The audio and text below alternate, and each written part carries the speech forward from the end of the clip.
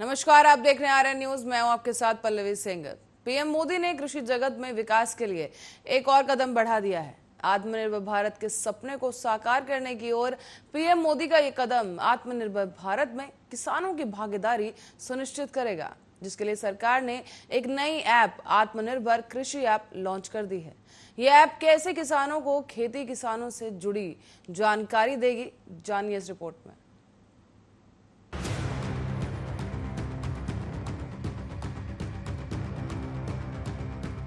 PM Modi ने कृषि जगत में विकास के लिए एक और कदम बढ़ा दिया है। आत्मनिर्भर भारत के सपने को साकार करने की ओर पीएम मोदी का ये कदम आत्मनिर्भर भारत में किसानों की भागीदारी सुनिश्चित करेगा, जिसके लिए सरकार ने एक नई ऐप आत्मनिर्भर कृषि ऐप लॉन्च की है। हालांकि किसानों को खेती किसानी से जुड़ी जानकारी देने के लिए देश में अभी कई प्लेटफॉर्म काम करते हैं, पर इस ऐप पर सरकार ने उन सभी जानकारियों को एक ही जगह पर लाने का काम किया है। इससे किसानों को खेती और किसानी की अलग अलग जानकारी के लिए अलग अलग प्लेटफॉर्म पर भटकना नहीं होगा और वो बस अपने स्मार्टफोन पर एक टैब से पूरी जानकारी पा सकेंगे।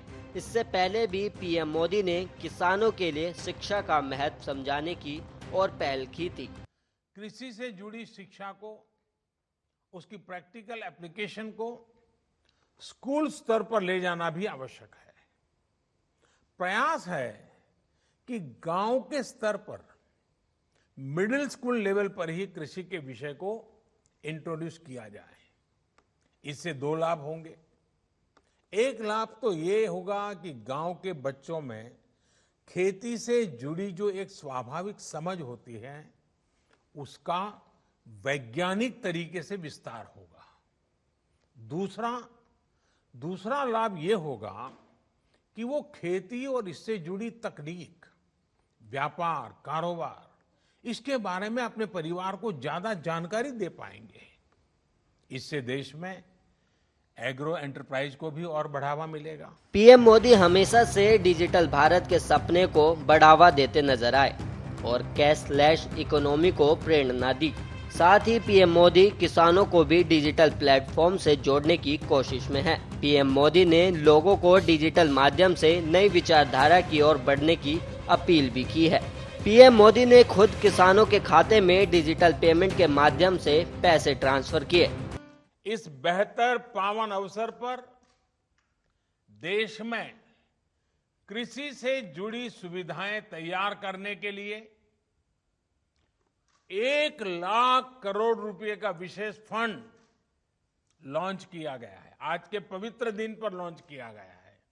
इससे गांवों गांवों में बेहतर भंडारण, आधुनिक कोल्ड स्टोरेज की चेन तैयार करने में मदद मिलेगी और गांव में रोजगार के अनेक अवसर तैयार होंगे। इसके साथ साथ 8.5 करोड़ किसान परिवारों के खाते में पलक झपकते आपने देखा होगा, स्विच ऑन किया और पीएम किसान सम्मान निधि के 17,000 करोड़ रुपए सीधे 8.5 करोड़ किसानों के खाते में जमा हो गए। कोई बिचौलिया नहीं, कोई कमीशन नहीं, सीधा सीधा किसान के पास चला गया। संतोष इस बात का है कि इस योजना का जो लक्ष्य था, वो लक्ष्य हासिल हो रहा है। हर किसान परिवार तक सीधी मदद पहुंचे और जरूरत के समय पहुंचे, इस उद्देश्य में ये योजना सफल रही है। बीते 1.5 साल में इस योजना के माध्यम से 75,000 करोड़ रुपए सीधे किसानों के बैंक खाते में जमा हो चुके हैं। इसमें से 22,000 करोड़ रुपए था कोरोना के कारण लगे लॉकडाउन के दौरान किसानों तक पहुंचाए गए। तो वहीं अब इस ऐप के जरिए कृषि जरूरत से जुड़ी विभिन्न जानकारियों को सरकार ने किसान मित्र नाम के राष्ट्रीय डिजिटल प्लेटफॉर्म पर एकत्रित कर दिया है। इसमें कृषि विभाग, मौसम विभाग, ISRO national water informatics centre, भारतीय कृषि अनुसंधान केंद्र और सरकार के अन्य मंत्रालय एवं विभागों की किसानों के लिए उपयोगी जानकारी शामिल है। इसी जानकारी को अब ज़्यादा आसान तरीके से किसानों को इस ऐप के माध्यम से उपलब्ध कराया गया है।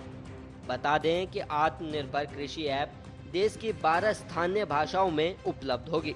इसमें अंग्रेजी के साथ साथ हिंदी, तमिल, मराठी, गुजराती और बांग्ला शामिल है। ऐप पर जानकारी पढ़ने की ज़रूरत भी नहीं है।